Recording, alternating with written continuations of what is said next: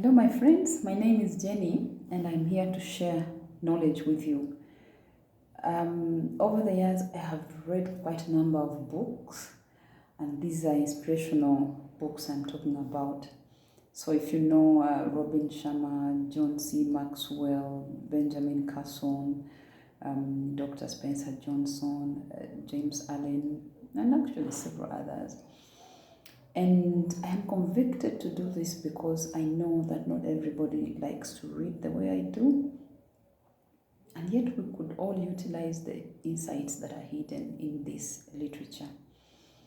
So I come because I would like to share this knowledge with you.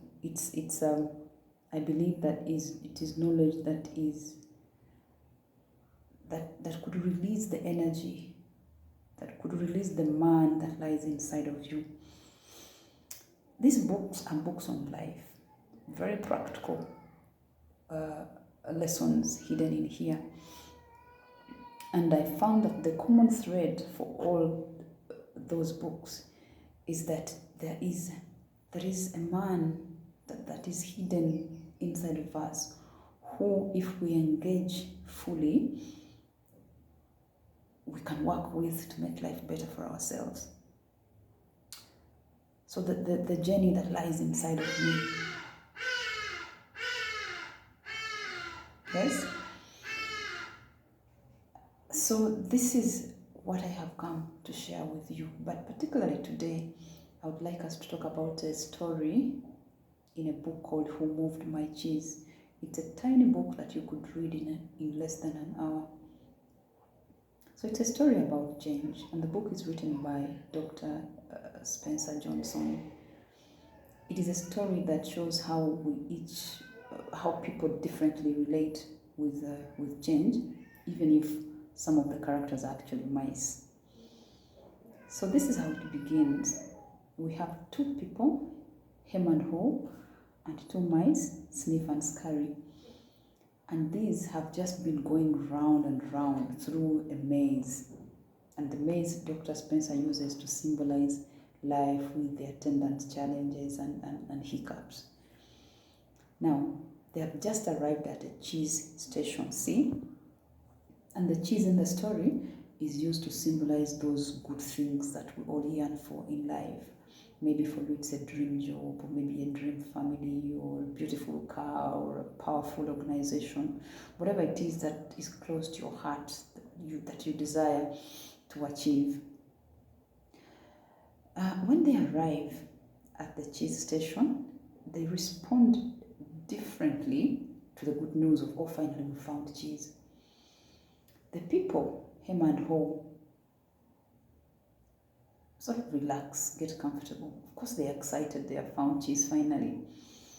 They bring their homes closer to the cheese station.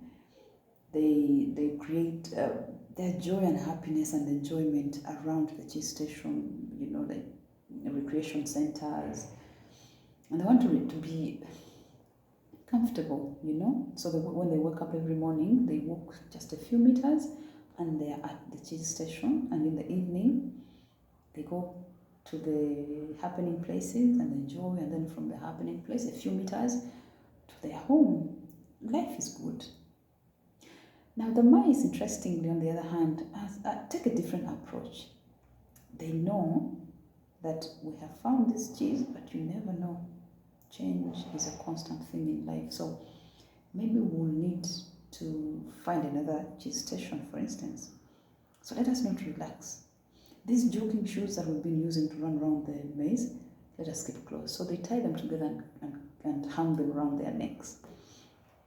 But they do that also because every day they scout around the cheese station just to sense check and be sure that they are secure.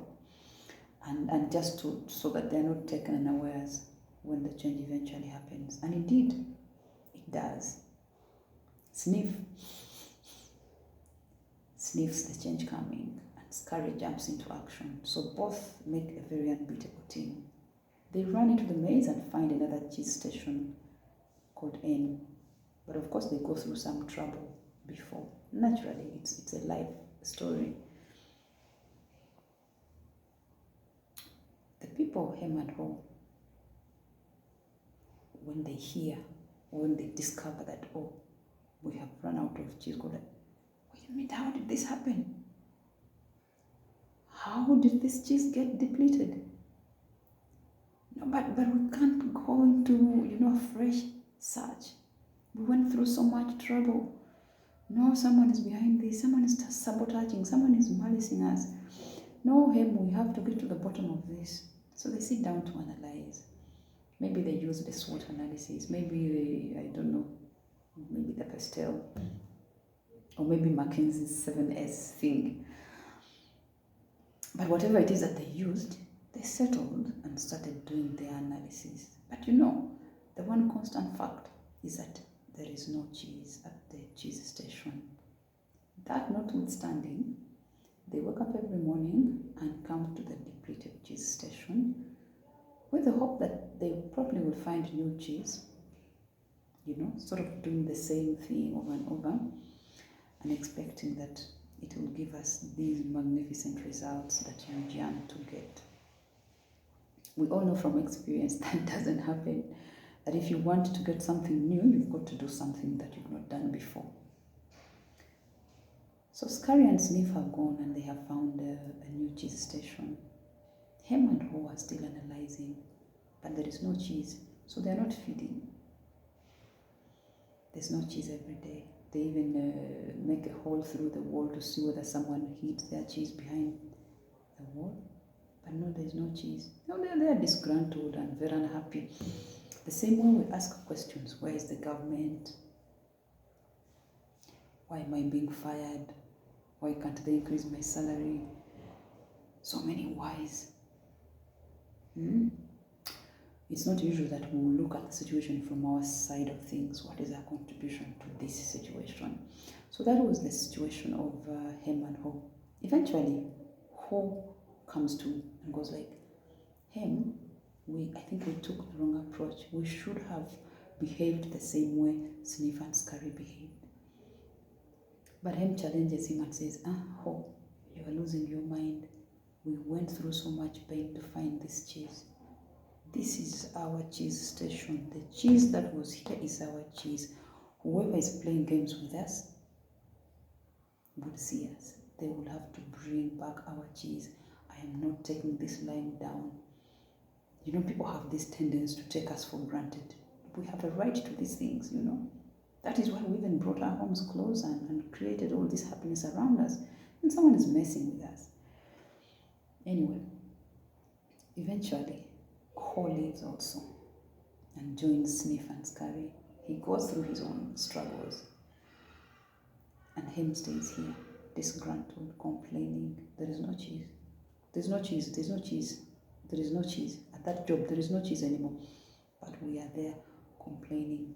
We're in a relationship complaining. The cheese is not there and we know it. We know even tomorrow it will not be there. But we are staying there. Eventually, there's every indication in the story that Hem also follows. But he's not following because he finally likes to respond positively. He's following because change will not let anyone stand in its way. It will squash you if it has to. It will grind you to flour if it has to. So by the time you accept to change, you are squashed. You're not the same person again. And we can look at you and tell that that one has been ground by change. But you see, the reason I'm telling this story is not just because I am nice at telling stories or would like you to know what Sniff said or what Hem did. It's for us to relate and pick lessons from it. Who are you in relation to change? Are you Sniff? Are you Scurry? Are you Hem? Are you Ho? How long does it take you to realize that I think I need to get up and do something about this? You probably have been sitting at that job for the past 10 years, but you checked out 8 years ago. And you think it's not within you to create that change.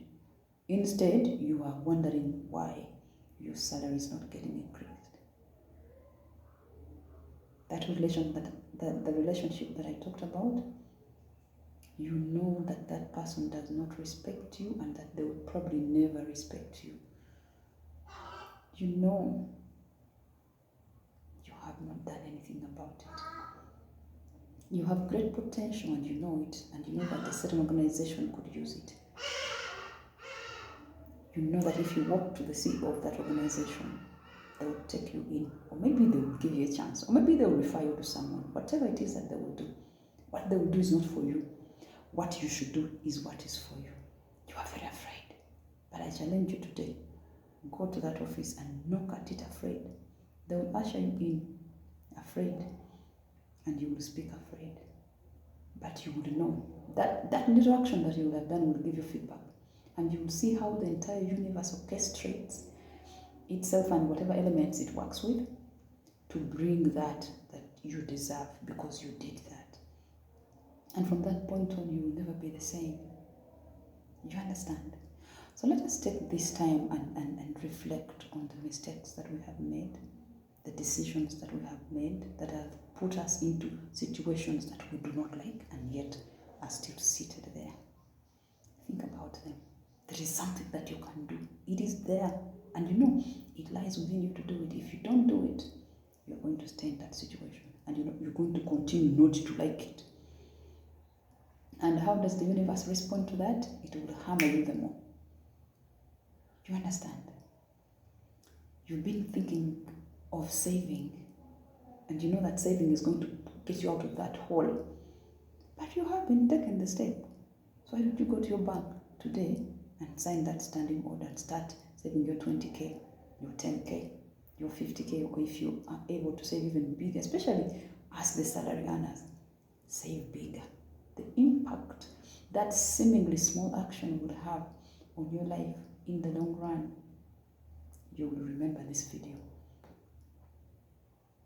You see, so I'm challenging us today to think differently.